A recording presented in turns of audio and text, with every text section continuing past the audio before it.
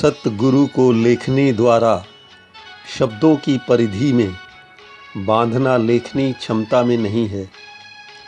यह तो वह अनादि अनंत अथाह और असीम महासागर है जिसमें यदि कोई बूंद जाती है तो वो लौट कर नहीं आती। उसका नाम, उसका रूप, उसकी लघुता सब सागर की विशालता में विलीन हो जाता है। वह नन्ही सी बूंद विशाल सागर ही हो जाती है। सतगुरु के गुरुत्व को न तो लेखनी द्वारा लिखा जा सकता है और न ही मुख से बोला जा सकता है। इसे बस हृदय में झुकाकर नमन किया जा सकता है। सतगुरु की कृपा बहुत ही दुर्लभ है। सतगुरु की कृपा के अभाव में रावण और कंस आदि मानव का शरीर पाकर भी अहंकार के कारण मानव नहीं बन सके, परंतु सद्गुरु की असीम कृपा से अंगुलीमाल महात्मा बन गए, रत्नाकर महर्षि वाल्मीकि हो गए। सतगुरु निराकार ब्रह्म की साकार सत्ता है। यह अपनी हालत और अपनी सीमा आप स्वयं ही जानता है। दूसरा बस वही जान सकता है जिसे वह स्वयं ही जानना चाहता है। संसार के कल्याण के लिए जब परमात्मा को स्वयं के रहस्य को बताना होता है तब वह साकार शरीर को धारण करता है। जिस प्रकार अग्नि तो सर्वव्यापक है, परंतु वही जब तक प्रकट होकर ईंधन में आरूढ़ नहीं होती तब तक हमारी सुधा की निवृत्ति कर तृप्ति नहीं प्रदान कर सकती।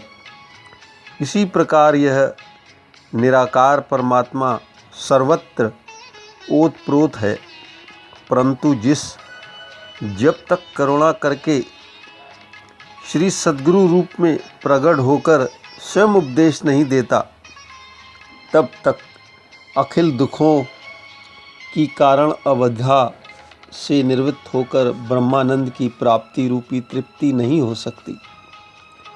रब को इस लौकिक दृष्टि से नहीं देखा जा सकता। इसे देखने के लिए दिव्य दृष्टि की आवश्यकता होती है, जो इस सृष्टि में केवल सतगुरु के द्वारा ही संभव है।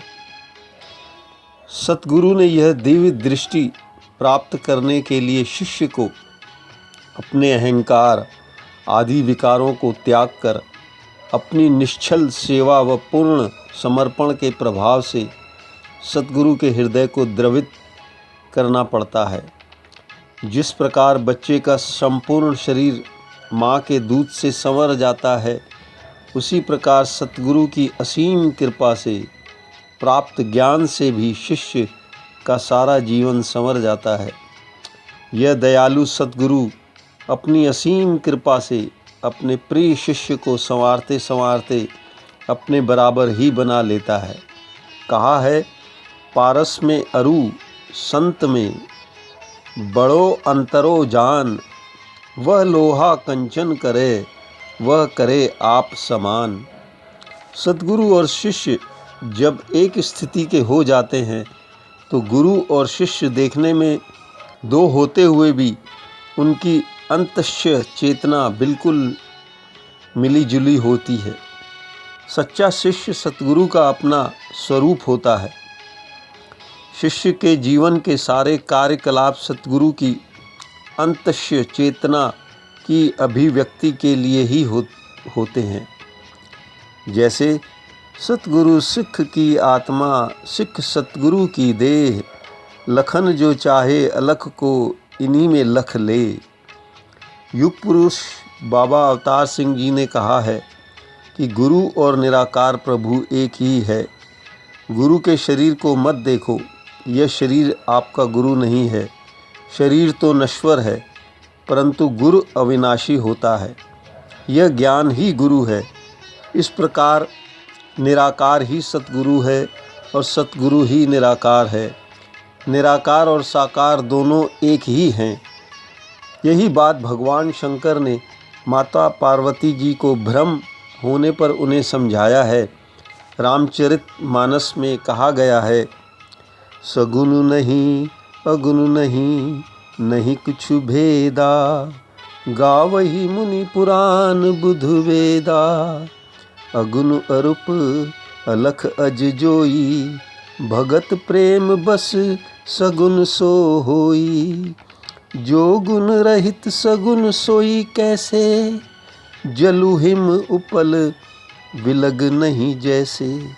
वास्तव में यदि संसार के हर मानव में हमें ब्रह्म के दर्शन होने लगे तो विश्व के सारे परमाणु बम, मिसाइलें आदि धरी की धरी रह जाएंगी, और यह संसार जो स्वार्थ और नफ़रत की आग में जल रहा है, यह प्यार और नम्रता की सुधा से संवर कर स्वर्ग बन जाएगा।